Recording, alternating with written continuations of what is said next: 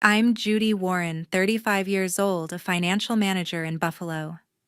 I had just gone through a messy divorce that left me raw and scarred. Hoping to bring my family closer together, I spent $22,000 on a summer vacation in Hawaii for my parents and my sister. I imagined us on the beach laughing, washing away the pain of the past year. My hands trembled as I dialed the number, excited to hear about the trip I had fully paid for. The phone rang twice before my mom picked up. "Hi, Mom," I said brightly. "How's the Hawaii trip planning going? I can't wait." There was a long pause. Then, in a flat tone, she said, "Oh, we already went last week. Only for family." I froze. Only for family. Wasn't I family? Over the past 2 years, I had spent a total of $72,000, $22,000 for that trip. Another $50,000 for their rent bills, furniture, everything just to keep them afloat. And yet, they cut me out without a word, without even inviting me. The betrayal cut deeper than my divorce. I had given everything just hoping for love, only to be shut out. In that moment, something inside me shifted. I swore I wouldn't let this go. What about you? Have you ever been betrayed by your own family? Share your story in the comments. It might help someone else feel less alone. That night, I sat alone in my apartment, staring out at the snowy Buffalo streets. I couldn't shake the weight of my mother's words from earlier that day. The sting of being excluded from the Hawaii trip I'd paid for was bad enough, but it was the deeper cut knowing I'd been pouring my heart and wallet into my family for years that kept me awake. After my divorce 6 months ago, I'd clung to the idea that family would be my anchor. Instead, they'd left me adrift. I opened my laptop and pulled up my bank records, something I hadn't done in months. The numbers stared back at me, cold and undeniable. Over the past 2 years, I'd sent $72,000 to my parents and sister. The Hawaii trip alone was $22,000, flights, a beachfront hotel, even snorkeling tours I'd never get to enjoy. The other $50,000 that covered their rent for a crumbling Buffalo apartment, utility bills, groceries, and a used car for my sister when her old one broke down. I'd written check after check, thinking it was my duty, my way of keeping us together after my marriage fell apart. My ex-husband's lawyer had called me too generous during the settlement, and I'd brushed it off. Now I wondered if he'd seen something I hadn't. I scrolled through the transactions, $200 for rent here, $800 for a car repair there, $500 for a family emergency. My sister never explained. Each one felt like a brick in a wall I'd built between my own dreams and their demands. I'd been so focused on fixing their lives that I hadn't noticed how little they gave back. My mother's voice, calm, dismissive, echoed in my head. She hadn't even apologized for leaving me out.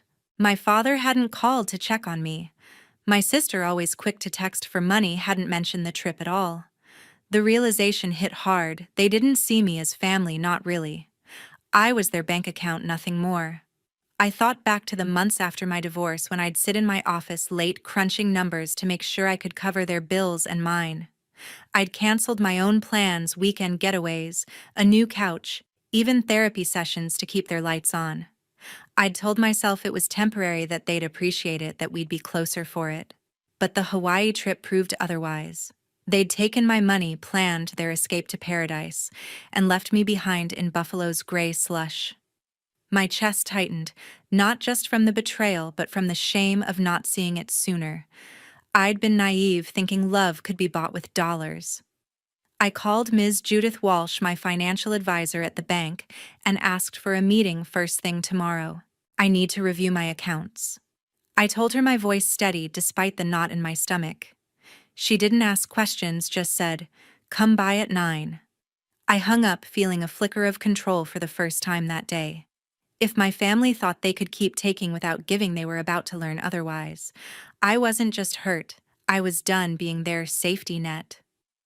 A month later, my phone lit up with my sister Elaine's name. I was sorting through work files in my Buffalo apartment, trying to focus, but seeing her name made my stomach twist.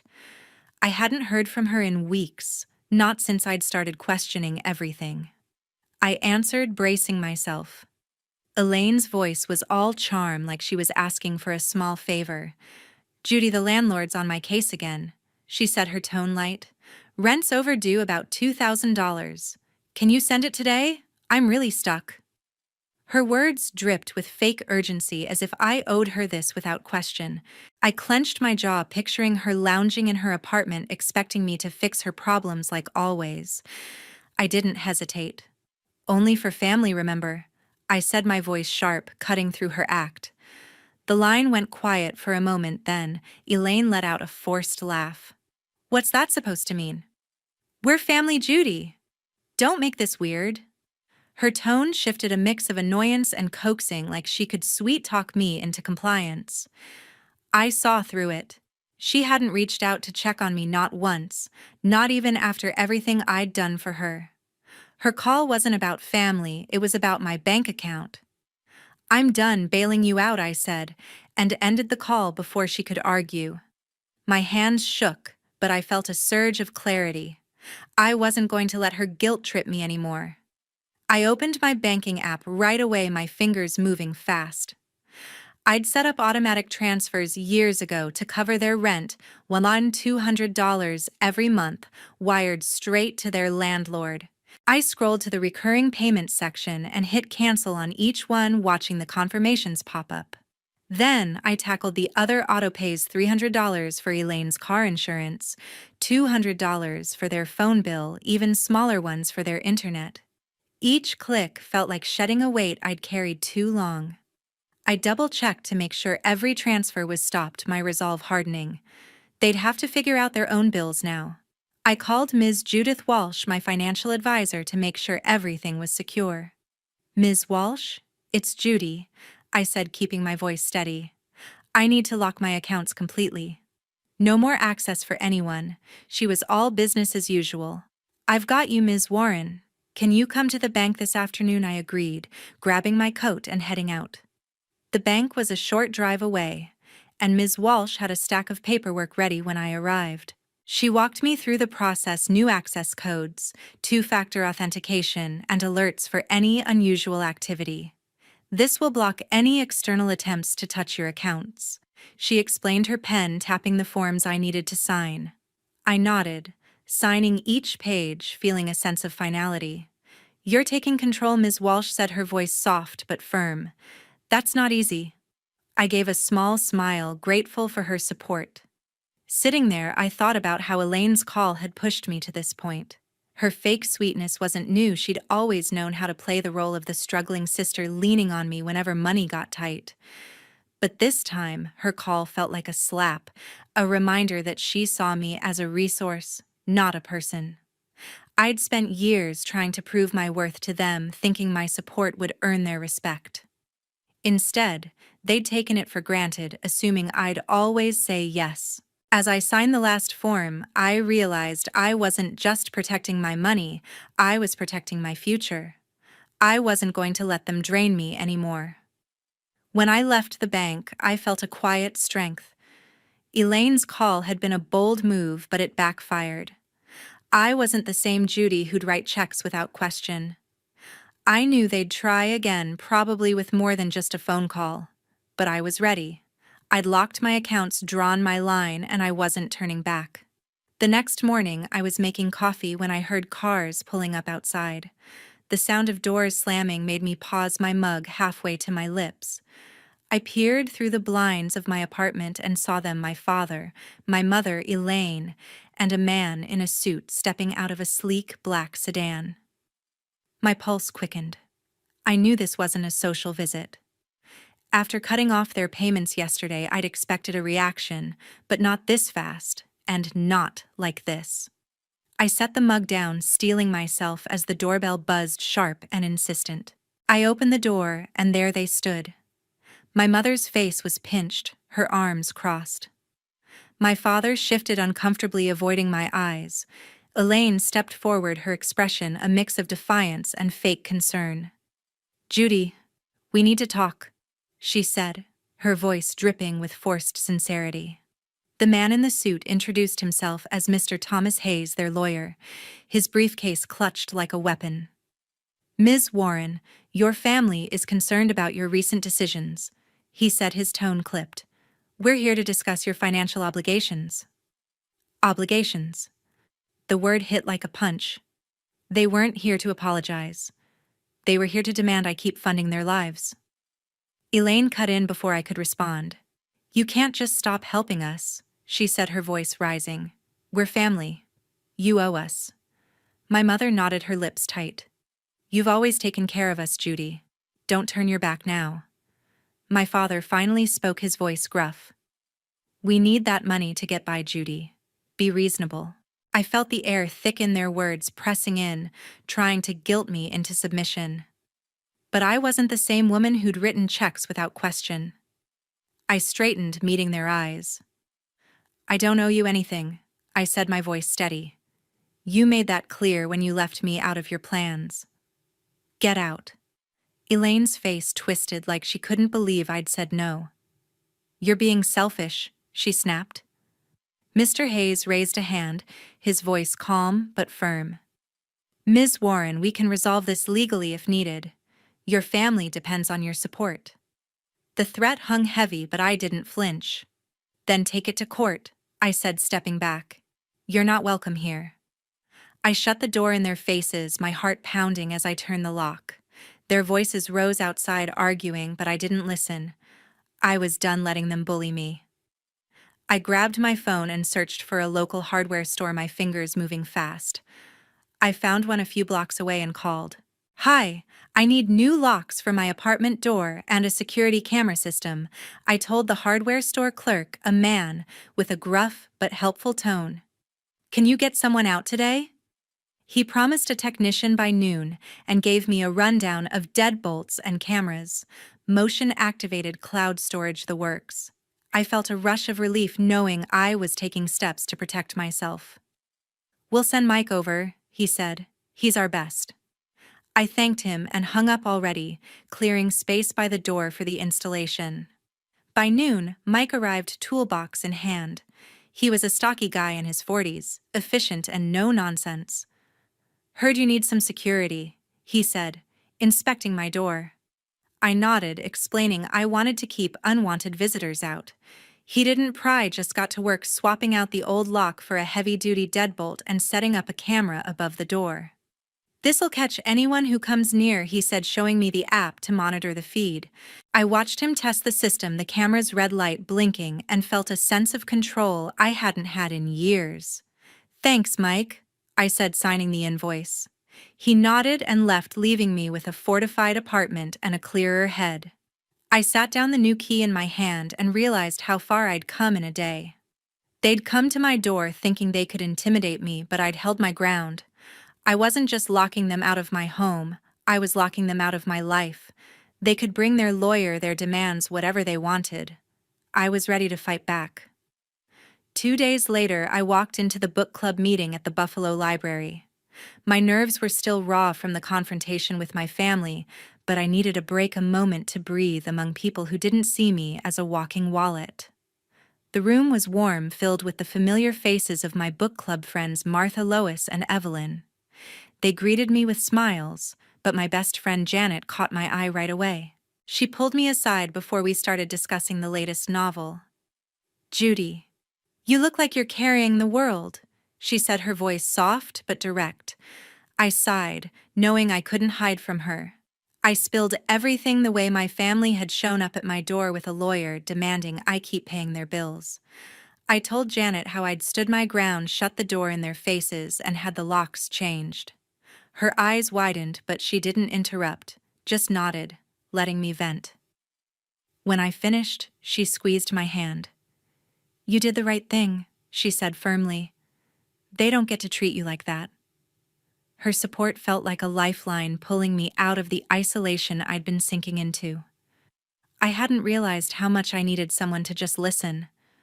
Janet leaned back, her expression turning serious. You know, I went through something similar a few years ago, she said. My brother kept asking for loans, car repairs, rent, you name it. I gave in for years, thinking it was my job to help. Then I found out he was blowing the money on vacations and new gadgets while I was scraping by. I cut him off and he tried to guilt me, saying I was abandoning family. Sound familiar? I nodded, stunned at how close her story hit. What did you do? I asked. Janet's eyes hardened. I got a lawyer, set boundaries, and never looked back. You need to protect yourself, Judy. They're not done with you. Her words sank in heavy but clear. I'd locked my accounts and my apartment, but a lawyer at my door meant they were escalating. Janet didn't sugarcoat it. They'll try to bully you into giving in, maybe even legally, she said. You need someone in your corner. She scribbled a name on a napkin, Mr. Robert Lawson, a lawyer she'd worked with when her brother got pushy. He's sharp, doesn't mess around, she said. Call him today. I tucked the napkin in my pocket, feeling a spark of determination. If my family was planning something, I wasn't going to face it alone. That afternoon, I called Mr. Robert Lawson's office. His receptionist patched me through, and his voice came on calm and professional. Ms. Warren. How can I help you? He asked. I explained the situation, my family's demands, the lawyer they'd brought, the way they'd relied on me for years. I didn't go into every detail, just enough for him to understand the stakes. Sounds like you're dealing with financial manipulation, he said, his tone matter of fact. I've seen cases like this. Can you come in tomorrow? I agreed, setting an appointment for 10 a.m. Before we hung up, he asked for any documents. I had bank statements, payment records, anything showing what I'd given them. We'll need to know what we're up against, he said. The next morning, I met Mr. Lawson at his office downtown. He was in his 50s with a no-nonsense demeanor and a desk stacked with files. Let's get to it, he said, motioning for me to sit. I handed over a folder with records of the payments I'd stopped, rent, insurance, phone bills. He flipped through them, his brow furrowing. This is substantial, he said. You've been supporting them for years. Any communication since you cut them off? I told him about the confrontation at my door, the lawyer's threats. He leaned back, tapping his pen. I did some digging after your call yesterday, he said. Your family's lawyer, Thomas Hayes, filed a preliminary motion. They're claiming you're unfit to manage your finances, saying your recent actions are erratic. They want control of your assets. My stomach dropped. Unfit, erratic. The words felt like a betrayal all over again. I'd been nothing but responsible, working overtime to keep them afloat while rebuilding my life. Mr. Lawson saw my face and raised a hand. Don't worry yet, he said. This is a tactic to scare you. We can fight it. You've got evidence, your job, your records, your actions. We'll build a case. He outlined the next steps, gathering more documentation, contacting my bank for verification, and preparing for a possible hearing. They're trying to strong-arm you, he said. But you're not alone in this. I left his office feeling shaken but focused, clutching a list of tasks he'd given me. Back at the library that evening, I told Janet what I'd learned. She didn't flinch. They're desperate, she said. You're standing up to them and they hate it. Keep going. Martha, Lois, and Evelyn overheard, offering their own encouragement. You're stronger than they think, Lois said, her voice warm. Their support steadied me like a shield against whatever my family had planned. I wasn't just fighting for my money, I was fighting for my right to live free of their control. On a rainy Thursday, the doorbell rang unexpectedly. I froze, my hand on a stack of work papers in my apartment. The new security cameras app pinged, showing a woman in a gray coat standing at my door. I checked the feed, professional clipboard in hand. No sign of my family. I opened the door to find Ms. Sarah Coleman, a social worker, her expression polite but guarded. Ms. Warren, I'm here to discuss a report about your recent behavior. She said, her voice neutral. May I come in? My stomach twisted. A report? I let her in, my mind racing to what my family could have done now. Ms. Coleman sat on my couch, pulling out a notepad. Your sister Elaine contacted our office, she said.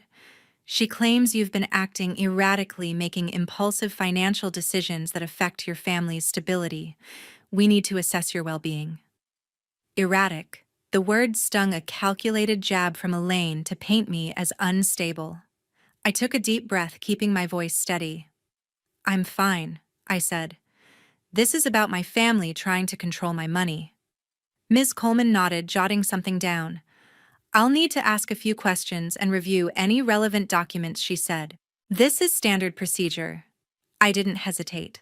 I grabbed my phone and dialed Mr. Robert Lawson, putting him on speaker.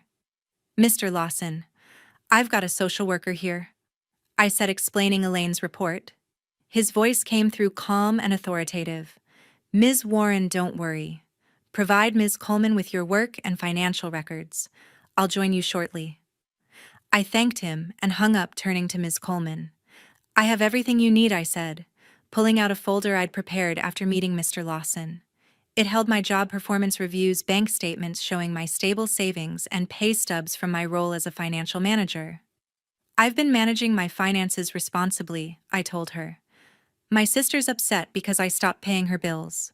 Ms. Coleman reviewed the documents, her pen moving quickly as she took notes. "These are thorough," she said, her tone softening slightly. "Your employment history looks solid. 10 years at your firm. No issues." I nodded. "I've been promoted twice," I said, handing her a letter from my boss praising my work on a recent project. She flipped through my bank records, noting the consistent deposits and lack of overdrafts. "This doesn't suggest erratic behavior," she admitted, but added, "I'll need to verify this with your employer and bank." I gave her the contact details, confident they'd back me up. My life wasn't perfect, but it was stable, and I'd worked hard to keep it that way. Mr. Lawson arrived 20 minutes later, his briefcase in hand. "Ms. Coleman, I represent Ms. Warren," he said, shaking her hand. He sat beside me, pulling out a legal pad. "This report is part of a pattern of harassment by Ms. Warren's family, who are upset she's asserting her financial independence." He handed Ms. Coleman a copy of the motion filed by their lawyer, Thomas Hayes, claiming I was unfit to manage my money. "This is a baseless attempt to manipulate her," he said. Ms. Coleman read the motion, her brow furrowing. "I'll include this in my report," she said. "But my focus is Ms. Warren's current state, not legal disputes." Mr. Lawson nodded. "Then you'll see she's fully capable." After Ms. Coleman left, promising to follow up, I felt a mix of relief and frustration. Elaine's report was a low blow, but I'd handled it. I called Martha, Lois, and Evelyn, my book club friends, and asked them to meet me at a coffee shop nearby. When I arrived, they were already there, their faces full of concern. I told them about the social worker's visit and Elaine's accusation. Martha reached across the table, her hand on mine. "They're trying to wear you down," she said. "But you're stronger than that." Lois nodded. "You've got your head on straight, Judy. Don't let them make you doubt yourself." Evelyn, usually quiet, spoke up. "We've got your back. Whatever you need, we're here." Their words wrapped around me like a shield, easing the knot in my chest. That evening, sitting in my apartment, I felt a quiet resolve. Elaine's report was a desperate move, but it hadn't shaken me. With Mr. Lawson's help and my friend's support, I was ready for whatever came next. I wasn't just defending my money, I was defending my right to live free. 3 weeks later, I stepped into the courtroom, my heart pounding. The Buffalo courthouse was cold, its wooden benches creaking as I sat beside Mr. Robert Lawson. Across the room, Elaine and my father sat with their lawyer, Thomas, their faces set in grim determination. They'd pushed this far, claiming I was unfit to manage my finances, and now it was up to Judge William Carter to decide. I clutched the folder of evidence Mr. Lawson and I had prepared, proof of my stability, my career, my life. I wasn't here to beg. I was here to fight. Mr. Hayes stood first, his voice smooth as he addressed the court. "Ms. Warren's recent actions cutting off financial support to her family show erratic decision-making," he said. "She's left them in hardship, ignoring her responsibilities." Elaine took the stand, her eyes avoiding mine. "Judy's always been generous," she said, her voice trembling for effect. "But lately she's been unpredictable, shutting us out without reason." Clarence followed, his tone gruff. "She's not herself," he said. "We're worried about her, and we need to protect her assets." Their words twisted the truth. painting me as unstable, but I kept my face calm, trusting Mr. Lawson's plan. Mr. Hayes called their first witness, Gary Simmons, a former co-worker of Clarence's. "I've heard Judy's been acting strangely," Gary said, shifting in his seat. "Clarence told me she's been reckless with money." Mr. Lawson stood, his voice sharp.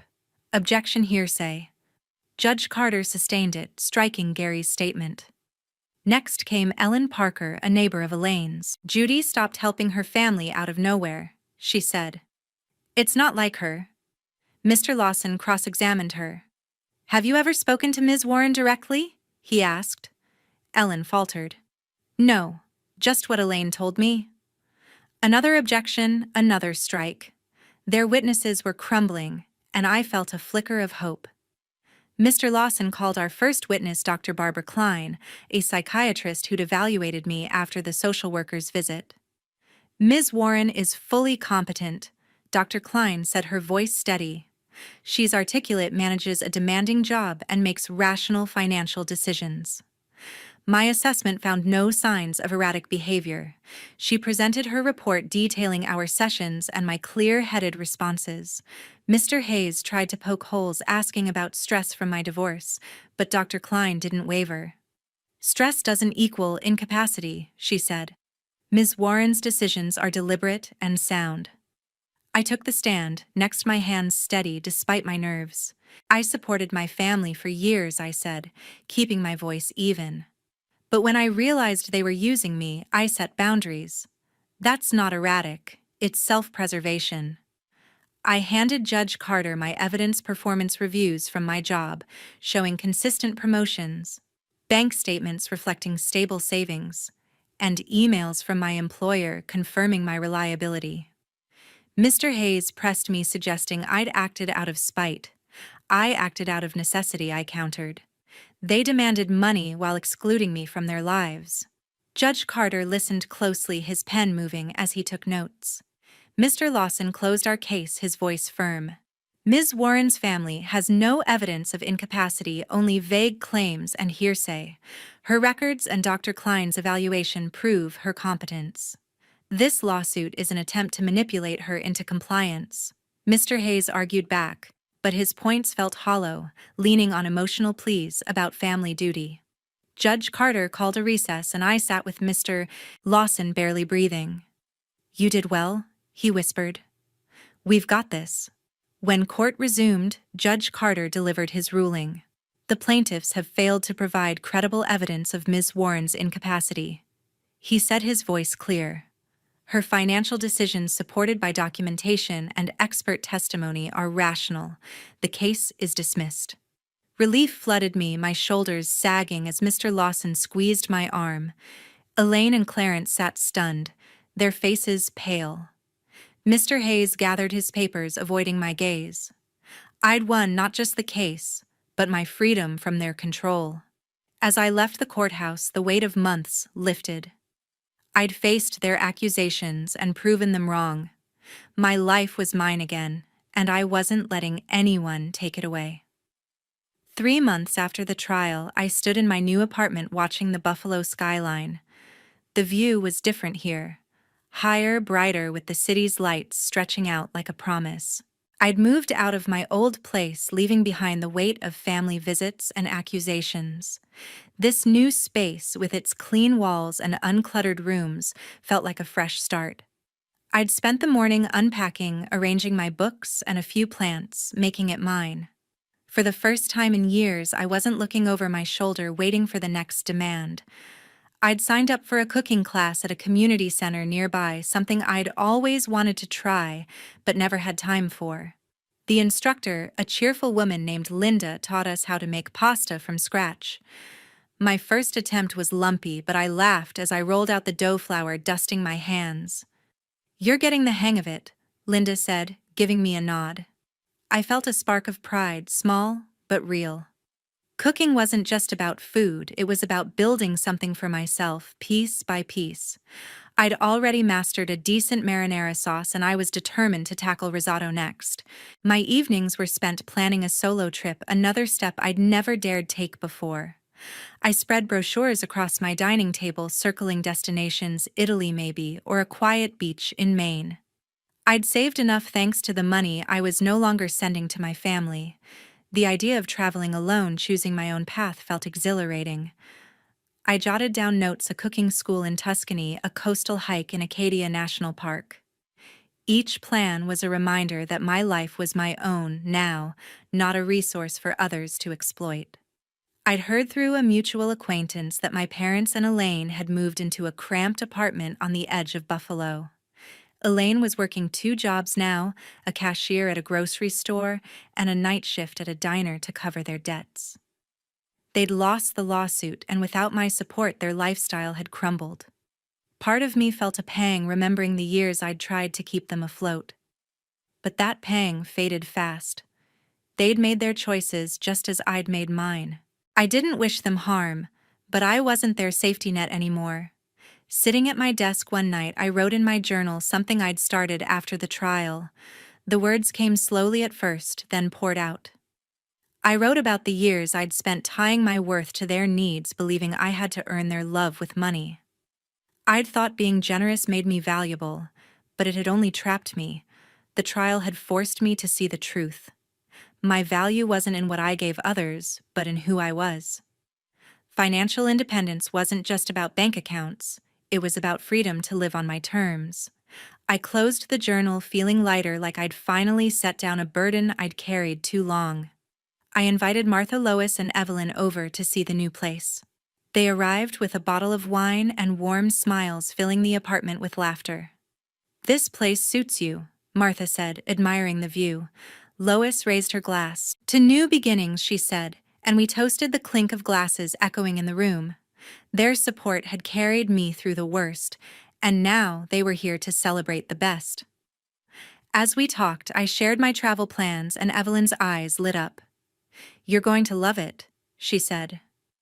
"There's nothing like discovering the world on your own." As they left, I stood at the window again, the city glowing below. I thought about the lesson I'd learned through all this, not just about money, but about myself. I'd spent years letting others define my worth, but no more. My independence, my choices, my life, they were mine to shape. I wasn't just free from my family's demands. I was free to build a future that mattered to me, and that was worth everything.